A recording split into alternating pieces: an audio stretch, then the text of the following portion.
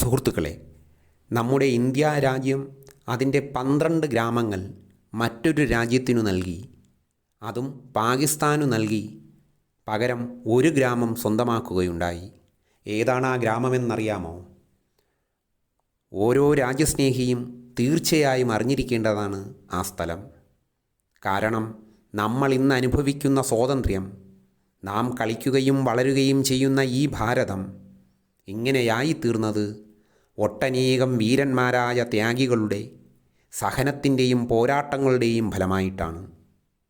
അത്തരത്തിൽ നാം കടന്നുവന്ന പോരാട്ടത്തിൻ്റെ നാൾവഴികളിൽ എക്കാലവും ജ്വലിച്ചു നിൽക്കുന്ന നക്ഷത്രങ്ങളാണ് ഭഗത് സിംഗ്, രാജ്ഗുരു, സുഖദേവ് എന്നീ വീരപുരുഷന്മാർ.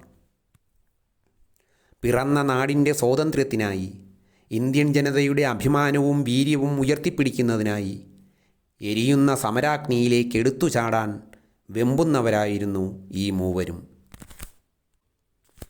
ഈ മഹത്തായ ഭാരതത്തിന് സ്വാതന്ത്ര്യത്തിൻ്റെ കെടാവിളക്ക് ജ്വലിപ്പിക്കുന്നതിനായി ഹൃദ്യമായ പുഞ്ചിരിയോടെ അവർ മരണത്തെ സസന്തോഷം ആശ്ലേഷിക്കുകയായിരുന്നു എന്നതാണ് സത്യം. തങ്ങളുടെ മാതൃരാജ്യത്തിനു വേണ്ടി എന്തെങ്കിലും മഹത്തായുള്ളത് ചെയ്ത് മരണത്തെ പുൽകാൻ വെമ്പുകയായിരുന്നു ഈ ധീരവിപ്ലവകാരികൾ എന്നവരുടെ ജീവചരിത്രം പഠിച്ചാൽ വ്യക്തമായും ബോധ്യപ്പെടുന്ന ഒരു കാര്യമാണ്. ഇന്ത്യൻ സ്വാതന്ത്ര്യ സമരത്തിലെ വീരേതിഹാസമായിരുന്ന Shri Lala Lajpat Roy police ലാത്തിച്ചാർജിൽ അതിഭീകരമായി പീഡനങ്ങളേറ്റുവാങ്ങി കൊല്ലപ്പെടുകയുണ്ടായി.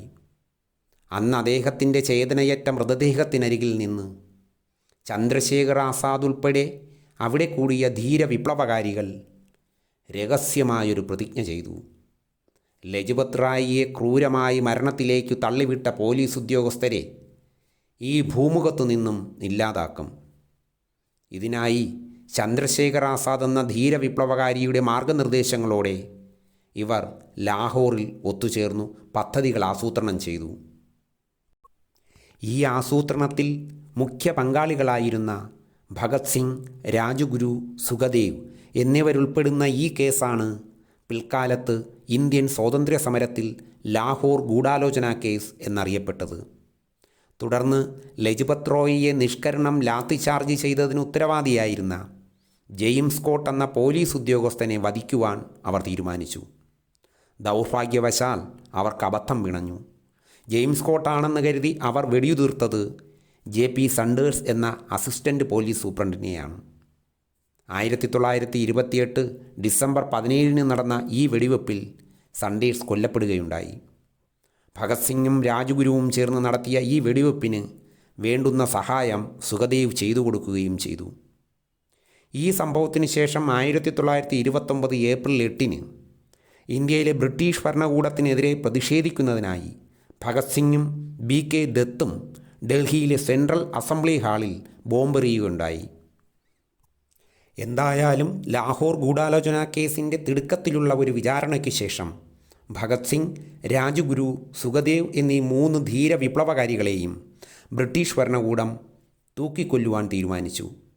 1930 May 12 special tribunal കോടതിയിൽ ആരംഭിച്ച വിചാരണവേളയിൽ പോലും ഭഗത് സിംഗും മറ്റുള്ളവരും അതിഭീകരമായി ചാട്ടവാറടി ഉൾപ്പെടെയുള്ള ശിക്ഷകൾ ഏറ്റുവാങ്ങേണ്ടി വന്നിരുന്നു.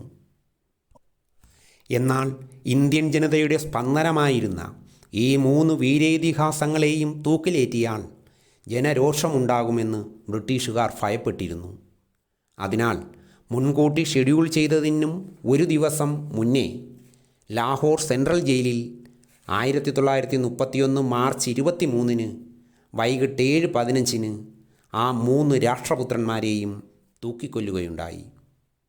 ഈ വാർത്ത പരന്നതോടെ ലാഹോർ പ്രദേശം മുഴുവനും ദേശീയ വികാരത്താൽ ആളിക്കത്തി. ലഹളകളുടെ കാഹളങ്ങൾ മുഴങ്ങിക്കൊണ്ടിരുന്നു. മൃതശരീരം പുറത്തേക്ക് കൊണ്ടുപോകാൻ ജയിൽ അധികൃതർ നന്നേ ഭയന്നു. ഒടുവിൽ ജയിലിൻ്റെ പിറകിലത്തെ ഭിത്തി തകർത്ത് അതീവ രഹസ്യമായി ഈ മൂവരുടെയും മൃതശരീരങ്ങൾ പഞ്ചാബിലെ സത്ലജ് നദിക്കരയിലെ ഹുസൈനിവാല എന്ന പ്രദേശത്തെത്തിച്ചു. ആചാരങ്ങളൊന്നും കൂടാതെ സംസ്കരിക്കാൻ. തദ്ദേശവാസികളായ ജനങ്ങൾ ഈ വാർത്ത കാട്ടുതീ പോലെ പടർത്തി. തങ്ങളുടെ പ്രിയപ്പെട്ട രാഷ്ട്രപുത്രന്മാരെ, ധീരനക്ഷത്രങ്ങളെ വധിച്ച് സംസ്കരിക്കാനെത്തിയിരിക്കുന്നുവെന്നത് അവരുടെ സർവ്വ നിയന്ത്രണങ്ങളെയും തകർത്തു കളഞ്ഞു. ഇത് മനസ്സിലാക്കി ഭയപ്പെട്ട ബ്രിട്ടീഷ് പട്ടാളക്കാർ ആ സ്ഥലത്തു നിന്നും ഓടിപ്പോവുകയാണുണ്ടായത്. തുടർന്ന് ആ ധീരാത്മാക്കളുടെ ഭൗതിക ശരീരങ്ങൾ ആ ഗ്രാമീണരാണ് സംസ്കരിച്ചത്. ഇന്ന് ആ സ്ഥലം പ്രേരണാസ്ഥൽ, മോട്ടിവേഷൻ സൈറ്റ് എന്നറിയപ്പെടുന്നു.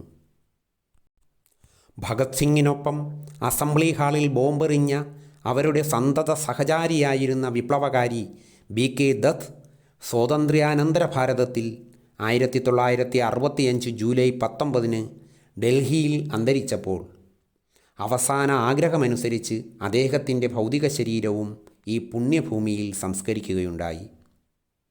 നമ്മുടെ ഈ ഇന്ത്യ മഹാരാജ്യത്തിൻ്റെ പിറന്ന നാടിൻ്റെ മാനാഭിമാനത്തിനും സ്വാതന്ത്ര്യത്തിനുമായി ജീവിതവും ജീവനും സമർപ്പിച്ച ആ ധീര വിപ്ലവകാരികളെ സംസ്കരിച്ച സ്ഥലം, അവർ അന്ത്യവിശ്രമം കൊള്ളുന്ന സ്ഥലം നമുക്ക് പുണ്യഭൂമിയാണ്, എക്കാലവും അഭിമാനവും പ്രചോദനവുമാണ്. അങ്ങനെയുള്ള ജ്വലിക്കുന്ന നക്ഷത്രങ്ങളുടെ സ്മരണകൾ ഇരമ്പുന്നിടങ്ങൾ നാം എന്തു വില കൊടുത്തും കണ്ണിലെ കൃഷ്ണമണി പോലെ കാക്കുകയും പരിപാലിക്കുകയും വേണമല്ലോ.